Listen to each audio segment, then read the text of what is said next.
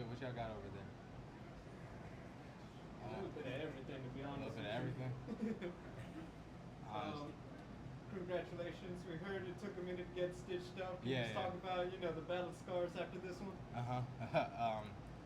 Yeah, just had to wait for the doc. Me and Tyler, we both bloodied each other up pretty good, so had to wait a little bit to let him get stitched up, and then I had to get stitched up. The area was a little too dark, but docs made it happen. Then, correct me if I'm not mistaken, PFL debut tonight, right? Yes, sir. PFL debut. I mean, how did that feel? Obviously, you've been doing your thing for a second and you've had fights under your belt, but obviously, anytime you're part of a big promotion, it's got to feel a little bit different going into it.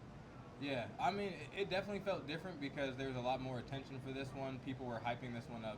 It's on ESPN Plus. A lot of people were just like, "Bro, you're on ESPN Plus," and people that have known me for a while, they've just gotten more excited, more family reaching out. And it's family that's always reached out for my fights, but they're just like, when you have ESPN on something, it adds to the magnitude of the moment, and you just gotta rise up. So I looked at it like any other fight. If me and him met each other in the parking lot and we had to fight, I'd do the same exact thing. This time it was just PFL, and I just brought it, man. Talking about the fight, how did you feel about your performance out there? Honestly, I felt good about it. I've been doing a lot of sports psychology work, and one of the things that you notice with like some of the best athletes in the world, they don't get super tied to like the outcome. They're enjoying themselves. They're kind of letting what they say like player two take over, and they're just having fun. And that was one of the things that I wanted to do. Just go out there and have fun, show exactly what type of fighter I am, and show that it's like, hey, there's a new fighter here. You guys, maybe some people haven't heard of me, but after tonight, you guys know who the fuck I am, and you know what I bring when I go in there. Because Tyler's no joke, and the showcasing, the showing that I just had, shows exactly how good of a fighter I am. Obviously, now being part of PFL, the question, like getting into that tournament, do you feel like you put enough of a statement out there to say like, hey, keep me in consideration, alternate, or even just the main? Hell yeah. I want to be in that tournament, man. I want to make some bread. I want to fight the best fighters in the world. I want to show them exactly who Jean-Pierre Louis is. The too much is here, all that. It's like I want to be in the tournament. So PFL, I hope y'all like that. That was the first fight of the night. Brought that shit. Bring me back. I'm just going to keep getting better. You guys had an interesting moment there at the end of the fight. What was that all about? Were you guys like angry at each other still? Was it friendly, or we couldn't really tell like what was the kind of like the vibe? That was pure love of the game, man. That was just competition in its rawest, purest form, primal shit right there. If like for some that don't know, I actually fought Tyler back in LFA 2017. I made my LFA debut against him. First time I fought on national television, and we've trained together since then. For my past two fights, he actually was one of my main training partners, and I don't know, it's like I just felt it, and I haven't had moments like that, but sometimes when you feel something, you just let that shit out, and it was a authentic, very organic moment.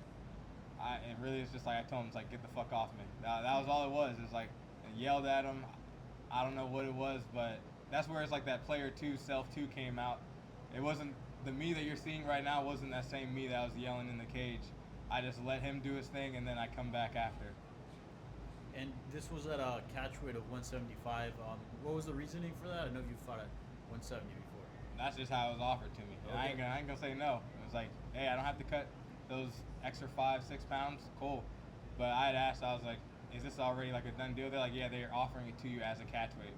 So why would I say, yeah, sure. Just curious because I know you fought at 170. Yeah. Right. Combat Night 170 champ. So yeah. Shout out to them. They Congrats got me on the ready for win. PFL. How did you feel when it was going to the decision at the end, and just how confident were you that you had the fight?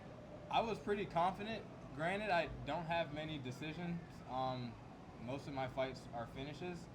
He's a hard guy to finish, honestly. I finished him the first time, wasn't able to finish him this time, but I also felt that I was a lot more technical and smarter with my approach.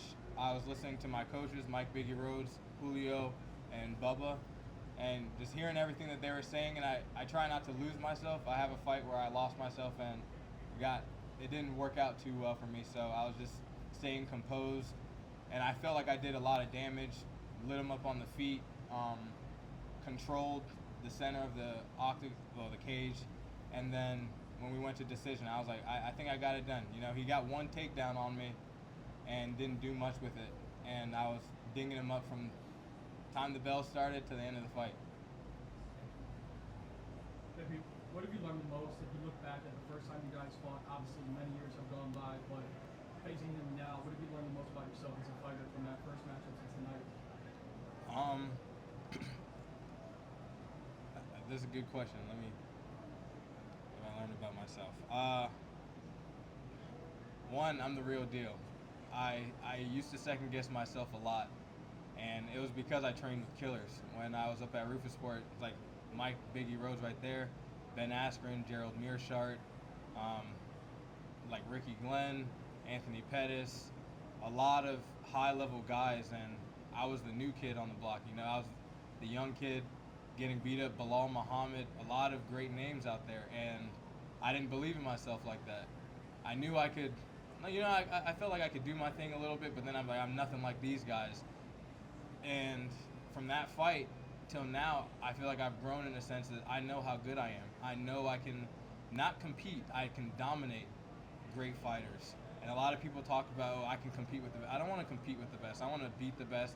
I want to destroy the best. I want to take the hearts out of some of the best fighters, make them look at it, and it's like, you're human, and I'm about to crush you. Can you speak to that aspect of the sport of maybe how you learned more about yourself in a positive through the dark days of training and the hardest times in training camp?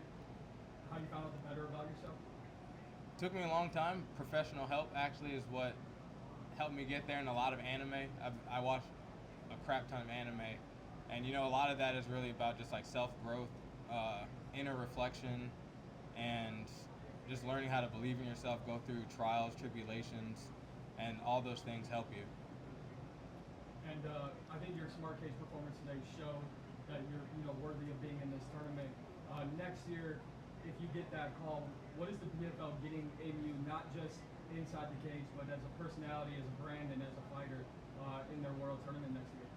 I mean, I'm the funniest fighter in MMA.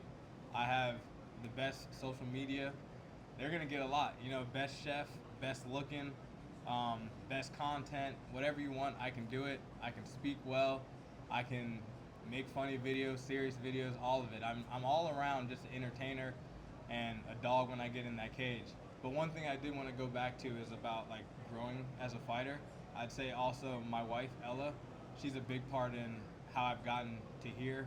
She never allowed me or allows me to like second guess myself, always believes in me. I'm not allowed to second guess myself in front of her. She's very big on like, hey, like stop that right now. You know how good you are. You have some of the best fighters in the world who talk highly of you. It's like, don't disrespect yourself in my face. And that's been a big part. And I don't think that I'd be here if it wasn't for her.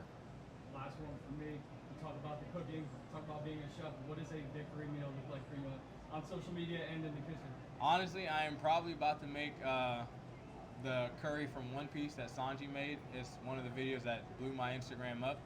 And I'm really craving it. I might have to redo that video because I think it's almost been a year, or right before a year, under a year since I made that video.